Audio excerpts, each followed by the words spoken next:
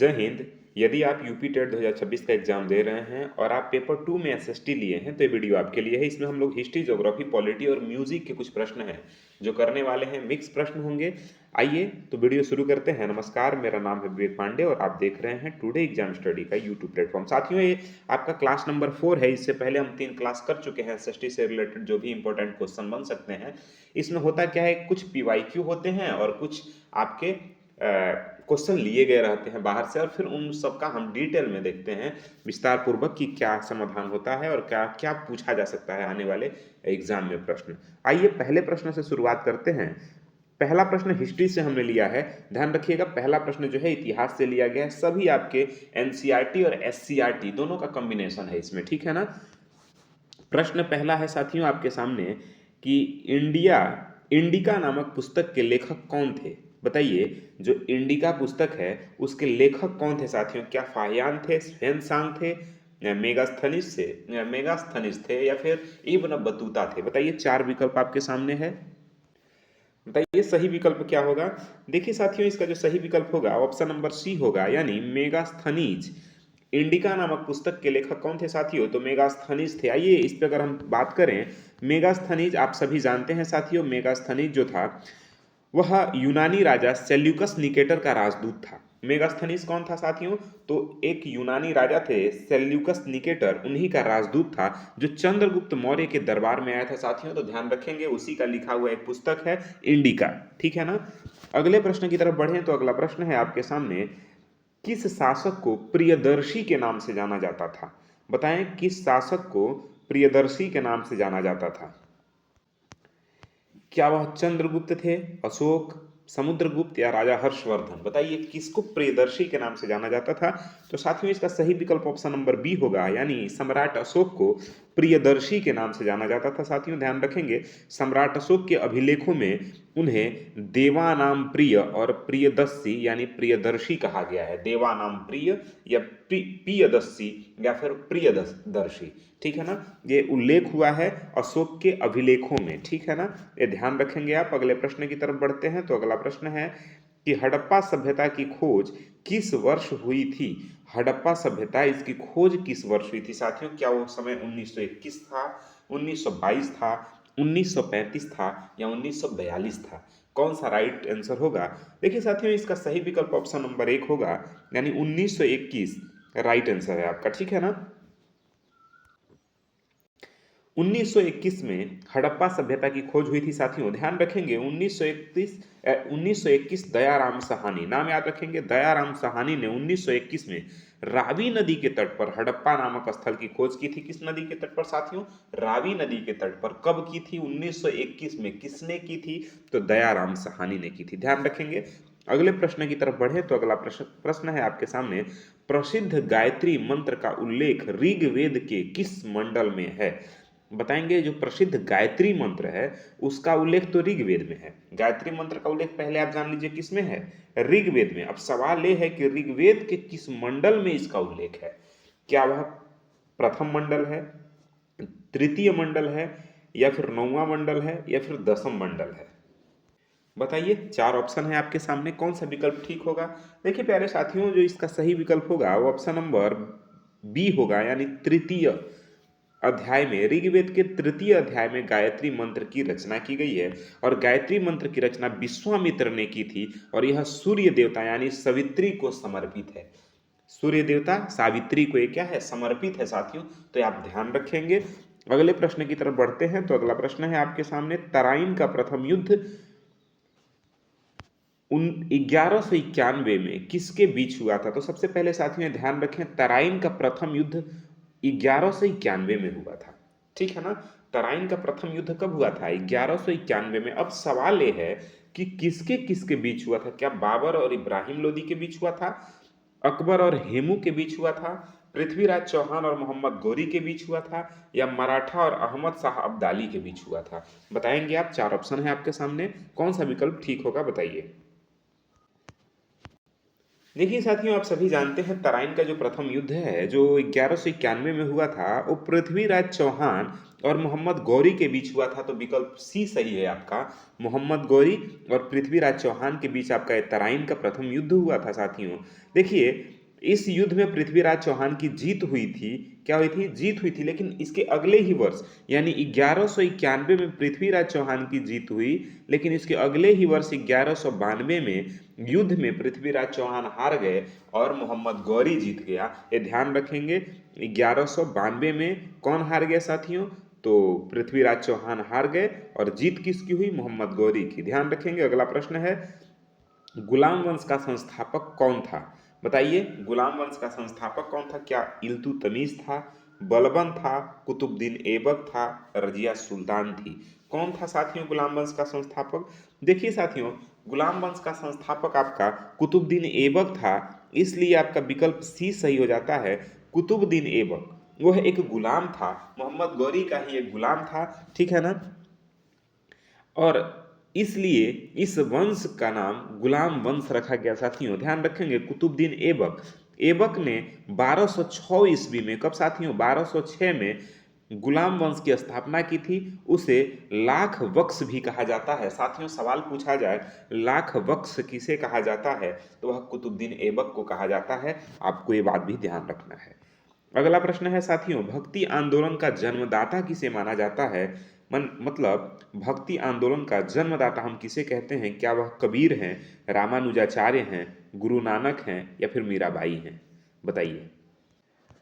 बहुत बेहतरीन प्रश्न है, कई बार एग्जाम में पूछा गया प्रश्न है।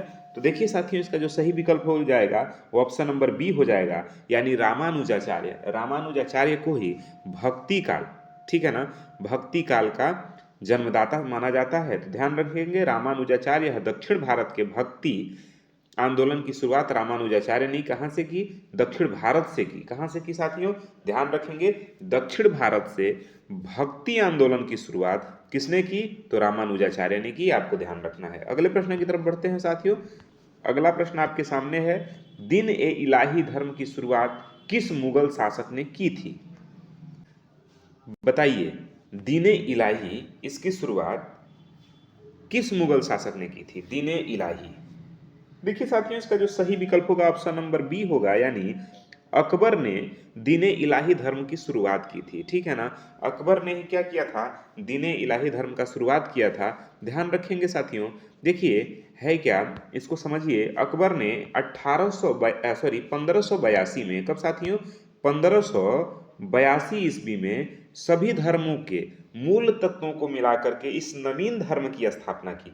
1582 ईस्वी में अकबर क्या करता है? सभी धर्मों के मूल तत्व जो हैं उन सबको मिलाकर के एक धर्म दीन इलाही इसकी शुरुआत करता है। ध्यान रखेंगे, इसलिए आपका सही विकल्प हो जाता है ऑप्शन नंबर बी, अकबर। अगले प्रश्न की तरफ चलें कि जलियांवाला बाग हत्याकांड कब हुआ था? आपको बताना है जलियांवाला बाग हत्याकांड कब हुआ था।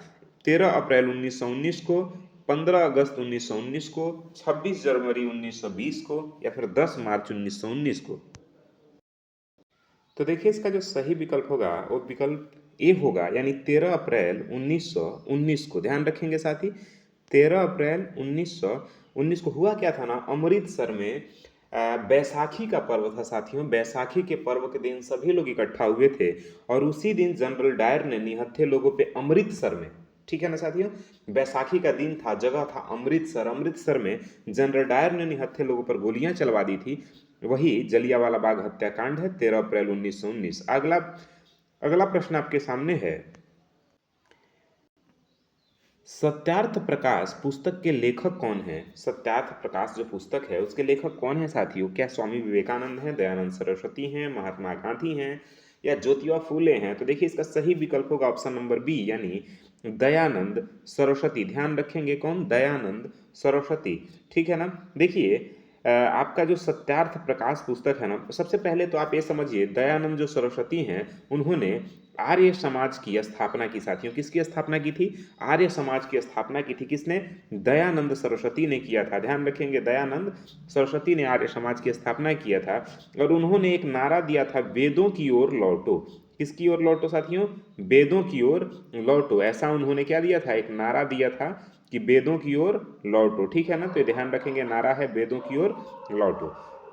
और आर्य समाज की स्थापना किसने की? तो दयानंद सरस्वती। ध्यान रखेंगे। अगले प्रश्न की तरफ बढ़ते हैं। तो अगला प्रश्न आपके सामने है।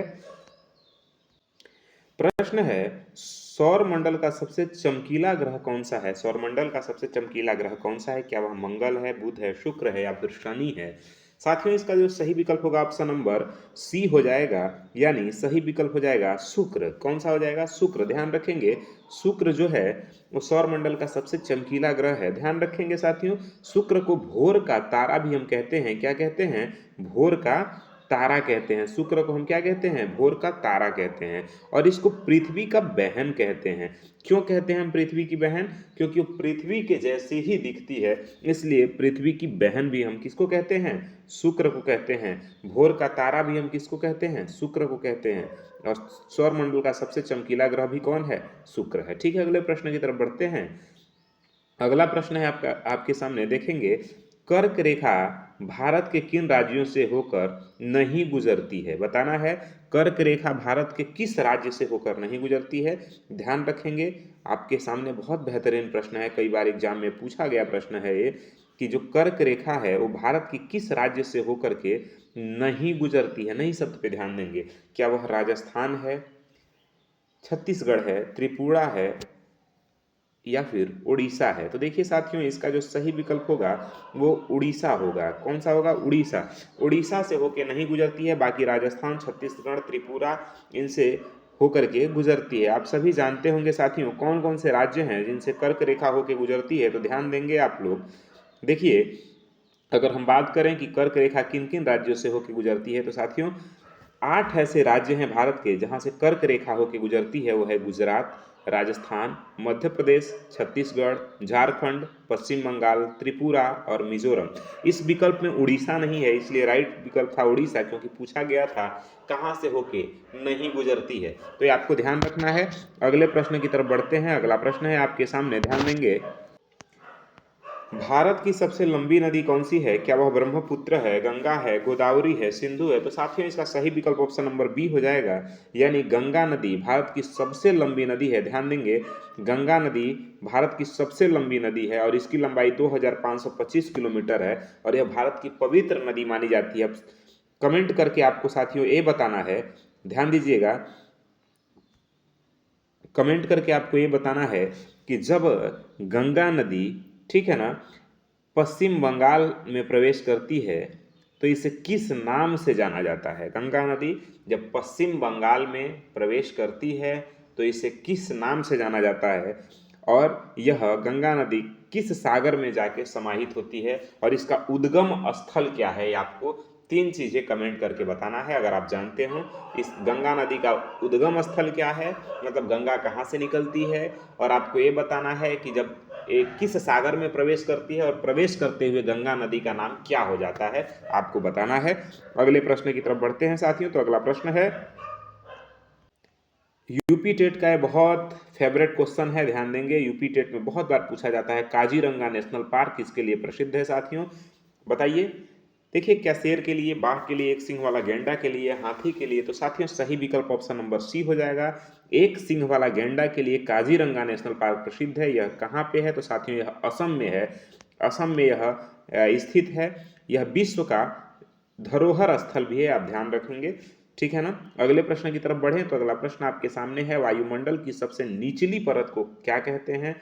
वायुमंडल की सबसे निचली परत क्या है? तो साथियों इसका जो सही विकल्प हो जाएगा वो हो जाएगा क्षोभ मंडल। क्रम से जब आप आगे बढ़ेंगे तो पहले क्षोभ मंडल, फिर समताप मंडल, फिर मध्य मंडल, फिर आयन मंडल, फिर बहिर्मंडल। ये क्रम है नीचे से ऊपर की ओर, ठीक है ना। देखिए, ये जो क्षोभ मंडल है ना, मौसम की जितनी भी घटनाएं होती हैं ये सभी क्षोभ मंडल में होती हैं, जैसे बादल, वर्षा, तूफान इसी मंडल में होती हैं। अब कमेंट करके आप ये बताइए कि वायुयान किस मंडल में चलता है, यानी जहाज किस मंडल में चलता है, आप कमेंट करके बताना है। चलिए, और एक प्रश्न और जो बहुत इंपॉर्टेंट प्रश्न है, एग्जाम में पूछा जाता है, किस मंडल में ओजोन परत पाया जाता है? आपको कमेंट करके बताना है ओजोन मंडल किस परत में है साथियों। अगला प्रश्न आपके सामने है, हीराकुंड बांध किस नदी पर स्थित है? बताइए, हीराकुंड बांध किस नदी पर स्थित है? क्या वह कृष्णा है, कावेरी है, महानदी है, नर्मदा है? तो साथियों इसका सही विकल्प ऑप्शन नंबर सी हो जाएगा, यानी महानदी पे हीराकुंड बांध स्थित है। देखिए यह उड़ीसा में स्थित है और यह दुनिया का सबसे लंबा बांध है, दुनिया के सबसे लंबे बांधों में से एक है। ध्यान रखेंगे यह कहाँ स्थित है, उड़ीसा में है, ठीक है ना। चलिए अगले प्रश्न की तरफ बढ़ते हैं। तो अगला प्रश्न है, क्षेत्रफल की दृष्टि से विश्व का सबसे छोटा देश कौन सा है? क्या वह मालदीव है, वेटिकन सिटी है, भूटान है या फिर श्रीलंका है? बताइए सही विकल्प इसका क्या होगा। क्षेत्रफल के दृष्टिकोण से बताना है विश्व का सबसे छोटा देश कौन सा है। देखिए विश्व का सबसे क्षेत्रफल के दृष्टिकोण से विश्व का सबसे बड़ा देश वो तो रूस है, रसिया है। अब आपको सबसे छोटा देश बताना है कौन सा है, तो साथियों सही विकल्प होगा ऑप्शन नंबर बी, यानी वेटिकन सिटी जो यूरोप में है, ठीक है ना। वेटिकन सिटी जो सबसे छोटा देश है विश्व का। अब कमेंट करके आपको ये बताना है, कमेंट बॉक्स में ये जरूर बताइएगा कि क्षेत्रफल के दृष्टिकोण से विश्व में भारत का कौन सा स्थान है, ठीक है ना। देखिए सही विकल्प आपके सामने बी है, वेटिकन सिटी, यह यूरोप महाद्वीप में स्थित है। अगला प्रश्न आपके सामने है, बहुत बार पूछा गया प्रश्न है, बहुत इंपॉर्टेंट प्रश्न है, ध्यान दीजिएगा। कपास के बारे में है।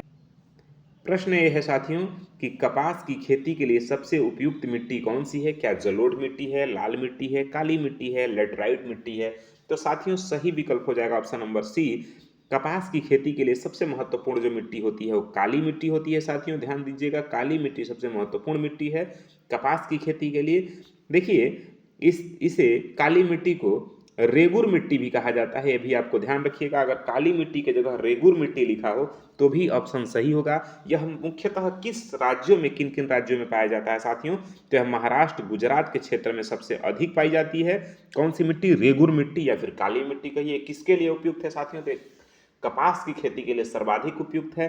अब आपको ये बताना है कि चाय की खेती के लिए, चाय बागान के लिए किस प्रकार की मिट्टी सबसे उपयुक्त मिट्टी होती है? कमेंट करके जरूर बताइएगा। अगले प्रश्न की तरफ बढ़ते हैं। अगला प्रश्न है, भारत का दक्षिणतम बिंदु कौन सा है? बताइए, क्या वह कन्याकुमारी है, इंदिरा पॉइंट है, किविथु है, इंदिरा कूल है? बताइए। देखिए साथियों भारत का सबसे दक्षिणतम जो बिंदु है वो इंदिरा पॉइंट है, विकल्प बी सही है आपका। कौन सा है? इंदिरा पॉइंट, विकल्प बी सही है। देखिए ध्यान रखिए यह अंडमान और निकोबार द्वीप समूह में स्थित है। यह अंडमान और निकोबार द्वीप समूह के ग्रेट निकोबार में स्थित है। कहाँ स्थित है साथियों? ग्रेट निकोबार में स्थित है, ध्यान रखेंगे इंदिरा पॉइंट। अगले प्रश्न की तरफ बढ़ते हैं। अगला प्रश्न है आपके सामने कि पृथ्वी अपनी धुरी पर किस दिशा में घूमती है? उत्तर से दक्षिण, पूरब से पश्चिम, पश्चिम से पूर्व या दक्षिण से उत्तर? तो साथियों इसका सही विकल्प ऑप्शन नंबर सी हो जाएगा, यानी यह पश्चिम से पूर्व की दिशा में घूमती है पृथ्वी हमारी, ठीक है ना। इसी कारण सूर्य पूर्व से उदय होता है, होता हुआ हमें दिखाई देता है।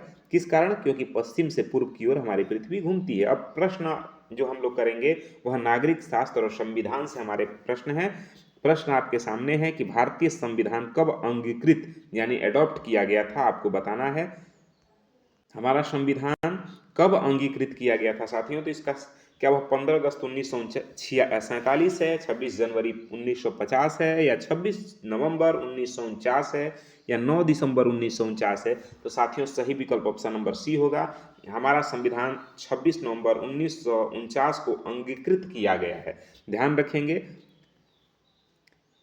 और इसे लागू कब किया गया है साथियों? तो 26 जनवरी 1950 को इसे लागू किया गया है, ठीक है ना। 26 नवंबर 1949 को अंगीकृत किया गया है, 26 जनवरी 1950 को इसे लागू किया गया है। अगला प्रश्न आपके सामने है, बताएंगे कि मौलिक अधिकारों का संरक्षक कौन है? हमारे जो मौलिक अधिकार हैं उसके संरक्षक कौन है, ठीक है ना। मौलिक अधिकार के राष्ट्रपति, संसद या फिर न्यायपालिका या फिर प्रधानमंत्री? तो देखिए साथियों हमारे मौलिक अधिकारों के जो संरक्षक हैं वह है न्यायपालिका, यानी सुप्रीम कोर्ट जो है हमारे मौलिक अधिकारों का संरक्षक होता है। हमारे मौलिक अधिकारों का अगर बात करें तो अनुच्छेद 32 में हमारे मौलिक अधिकार के जिक्र किए गए हैं। अनुच्छेद 32 के तहत सुप्रीम कोर्ट मौलिक अधिकारों की रक्षा करता है, ठीक है ना।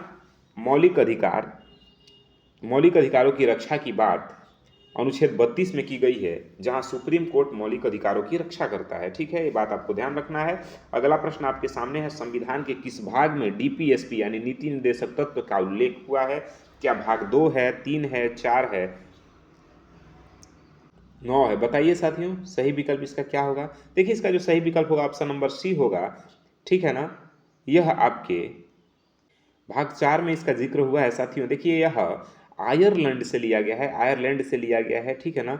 यह संविधान के अनुच्छेद 300 यह संविधान के अनुच्छेद 36 से लेकर के 51 के बीच में इसका जिक्र हुआ है, ध्यान रखेंगे आप लोग। बात किसकी हो रही है? नीति निदेशक तत्व की। तो नीति निदेशक जो तत्व है यानी डीपीएसपी जो है वह आयरलैंड से लिया गया है। कहाँ से लिया गया है? आयरलैंड से। और यह भारतीय संविधान के अनुच्छेद 36 से लेकर के 51 के बीच में इसका चर्चा है। अगले प्रश्न की तरफ बढ़ते हैं। अगला प्रश्न आपके सामने है, संसद का उच्च सदन किसे कहा जाता है? क्या लोकसभा है, राज्यसभा है, विधानसभा है या विधान परिषद है? तो देखिए इसका जो सही विकल्प होगा ऑप्शन नंबर बी होगा, यानी राज्यसभा को हम कहते हैं। क्या कहते हैं? उच्च सदन कहते हैं राज्यसभा को। यह अच्छा, इसी सभा को हम अस्थाई सदन भी कहते हैं। राज्यसभा को ही हम अस्थाई सदन कहते हैं। ऐसा क्यों कहते हैं? इसलिए क्योंकि यह कभी भी भंग नहीं किया जा सकता है, यह कभी भंग होता नहीं है साथियों। इसके 1/3 सदस्य हमेशा बदलते रहते हैं, आपको ध्यान रखना है। अगले प्रश्न की तरफ बढ़ते हैं। तो अगला प्रश्न आपके सामने है, राष्ट्रपति को उनके पद से हटाने की प्रक्रिया यानी महाभियोग किस देश से ली गई है? तो देखिए राष्ट्रपति को हटाने का जो प्रक्रिया है उसे हम महाभियोग कहते हैं। राष्ट्रपति को हटाने के प्रक्रिया को हम क्या कहते हैं? महाभियोग कहते हैं। और यह साथियों आपके अमेरिका से लिया गया है। तो विकल्प बी सही है आपका, ध्यान रखेंगे, ठीक है। अगले प्रश्न की तरफ बढ़ें।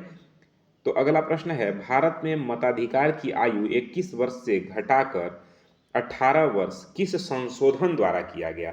आपको बताना है कि हिंदुस्तान में जो मताधिकार का उम्र था 21 वर्ष, वो घटा करके 18 वर्ष कर दिया गया। यह किस संवैधानिक संशोधन द्वारा किया गया है साथियों? तो आपके सामने 4 विकल्प है, ए, बी, सी और डी, यानी 42वां संविधान संशोधन, 44वां, 61वां या फिर 73वां। तो ध्यान रखें साथी, इसका सही विकल्प ऑप्शन नंबर सी हो जाएगा, यानी 61वां संविधान संशोधन द्वारा 21 वर्ष उम्र को बढ़ा करके 18 वर्ष कर दिया गया। और यह व्यवस्था 1989 से लागू हुआ। कब से लागू हुआ साथियों? 1989 से। अगले प्रश्न की तरफ बढ़ते हैं। अगला प्रश्न है, पंचायती राज त्रिस्तरीय ढांचा किस समिति की सिफारिश पर आधारित है? पंचायती राज का जो त्रिस्तरीय ढांचा है वो किस समिति की सिफारिश पर आधारित है? अशोक मेहता समिति, बलवंत राय मेहता समिति, LM सिंघवी समिति या सरकारिया आयोग? बताइए। ध्यान रखेंगे साथियों, इसका सही विकल्प ऑप्शन नंबर बी हो जाएगा, यानी बलवंत राय मेहता समिति। कौन सी है? बलवंत राय मेहता समिति। त्रि ये पंचायती राज त्रिस्तरीय ढांचा की ये समिति है। इसी के सिफारिश पे पंचायती राज की त्रिस्तरीय समिति ढांचा बनाया गया था, ठीक है ना। जिसे ग्राम, ब्लॉक और जिला स्तर पे सिफारिश किया गया। किस कमेटी ने सिफारिश किया, किस समिति ने? तो बलवंत राय मेहता समिति, ठीक है। अगले प्रश्न की तरफ बढ़ते हैं। अगला प्रश्न है कि संपत्ति के अधिकार को मौलिक अधिकारों की सूची से कब हटाया गया? बताइए। संपत्ति के अधिकार को, पहले संपत्ति का अधिकार मौलिक अधिकार था, बाद में इसे हटा दिया गया, संपत्ति के अधिकार को मौलिक अधिकारों की सूची से हटा दिया गया। यह हटाया गया 1978 में। विकल्प बी सही है साथियों, ध्यान रखिएगा, 1978, ठीक है ना। 44वें संविधान संशोधन के द्वारा इसको कानूनी अधिकार दे दिया गया और फिर अनुच्छेद 300A में इसे रख दिया गया। 300A में, ध्यान रखेंगे। किस संविधान संशोधन द्वारा हुआ? तो 44वें संविधान संशोधन 1978 द्वारा इसे मौलिक अधिकार से कानूनी अधिकार दे दिया गया और अनुच्छेद 300A में रख दिया गया, ठीक है। अगले प्रश्न की तरफ बढ़ते हैं। योजना आयोग के स्थान पर किस संस्था का गठन किया गया? सवाल ये है कि योजना आयोग का नाम बदल के क्या कर दिया गया साथियों? तो ध्यान रखेंगे, इसे नीति आयोग कर दिया गया। विकल्प बी सही हो जाता है आपका। यह कब किया गया? तो यह किया गया आपके 2015 में किया गया। यह प्रधानमंत्री की अध्यक्षता में हुई। किसकी अध्यक्षता में? अध्यक्ष इसके कौन होते हैं? प्रधानमंत्री होते हैं। अगले प्रश्न की तरफ बढ़ते हैं। अगला प्रश्न है, संविधान की 8वीं अनुसूची का संबंध किससे है? दल बदल या शपथ से या भाषा से या राज्यसभा की सीट से? देखिए साथियों, संविधान की 8वीं अनुसूची का जो संबंध है ना वो भाषा से है। किससे है? विकल्प सी सही हो जाता है, भाषा से संविधान की 8वीं अनुसूची का संबंध है। वर्तमान में हमारे देश में 22 भाषाओं का उल्लेख किया गया है संविधान में, ठीक है ना। अब हम आगे अर्थशास्त्र और पर्यावरण से संबंधित प्रश्न करेंगे। अब प्रश्न आपके सामने ये है, हरित क्रांति का प्रभाव सबसे अधिक किस फसल पर पड़ा? हरित क्रांति का प्रभाव सबसे अधिक किस फसल पर पड़ा? चावल पर, गेहूं पर, मक्का पर या फिर दलहन पर? तो साथियों विकल्प बी सही है, यानी दलहन पर इसका सबसे अधिक प्रभाव पड़ा था। ध्यान रखेंगे हरित क्रांति, देखिए भारत में एम.एस. स्वामीनाथन को हरित क्रांति का जनक माना जाता है। किसको माना जाता है साथियों? एम.एस. स्वामीनाथन को हरित क्रांति का जनक जनक माना जाता है। अच्छा, अब आपको बताना है श्वेत क्रांति का जनक किसे माना जाता है। आपको भारत में श्वेत क्रांति का जनक किसे माना जाता है आपको बताना है। अगले प्रश्न की तरफ चलते हैं। तो प्राथमिक क्षेत्र के अंतर्गत क्या आता है? बैंकिंग, परिवहन, कृषि या फिर उद्योग? तो साथियों देखिए प्राथमिक क्षेत्र के अंतर्गत जो आता है वो है आपका कृषि। विकल्प सी सही है, कृषि को हम प्राथमिक क्षेत्र कहते हैं। ध्यान रखेंगे। अगले प्रश्न की तरफ चलते हैं। अगला प्रश्न है, विश्व ओजोन दिवस कब मनाया जाता है? विश्व ओजोन दिवस कब मनाया जाता है? 16 सितंबर, 5 जून या फिर 22 अप्रैल? बताइए।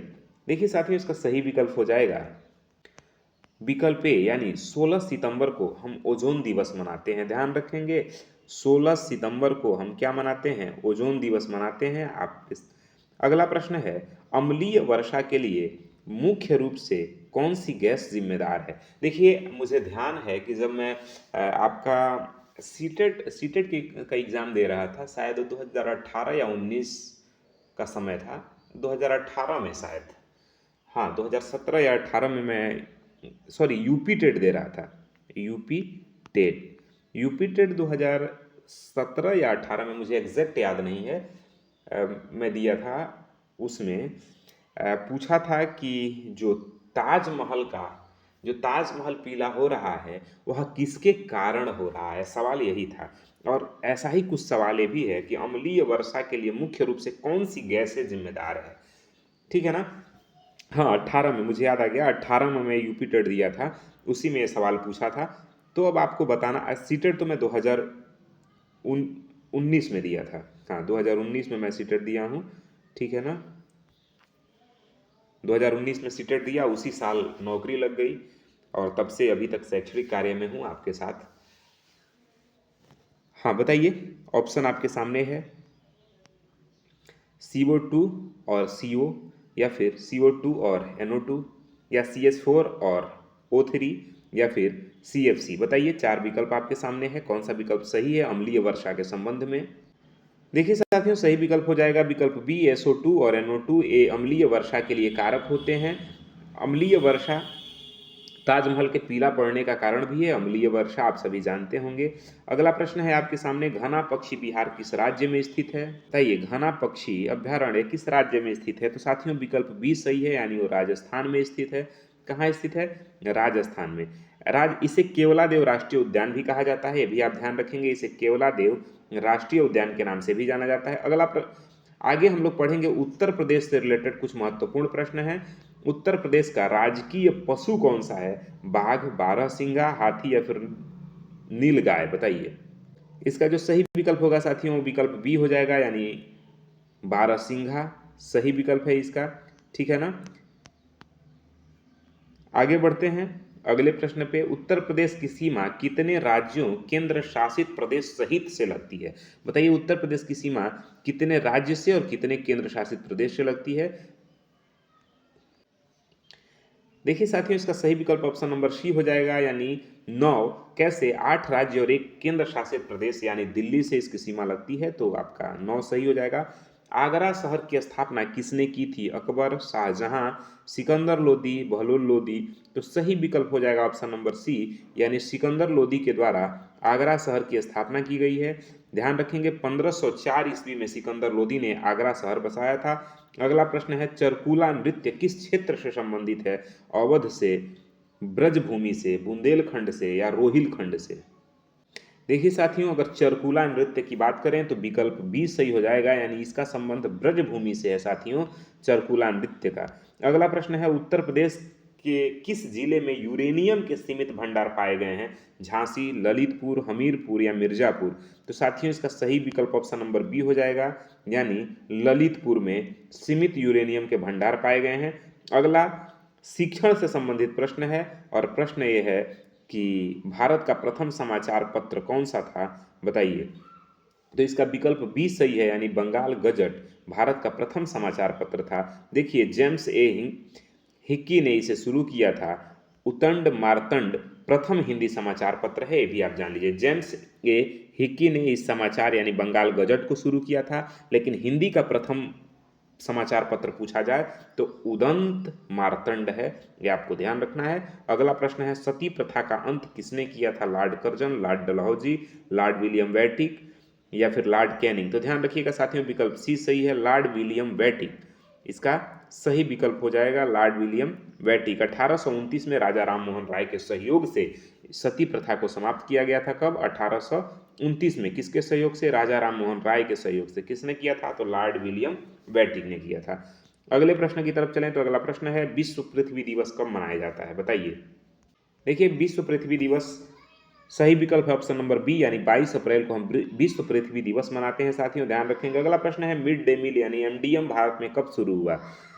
1990, 1995, 2001 या फिर 2005? तो साथियों सही विकल्प है ऑप्शन नंबर बी, 1995 में एमडीएम शुरू हुआ। अब आपको कमेंट करके बताना है कि एमडीएम सबसे पहले किस राज्य में शुरू हुआ, कहां से शुरू किया गया इसे साथियों।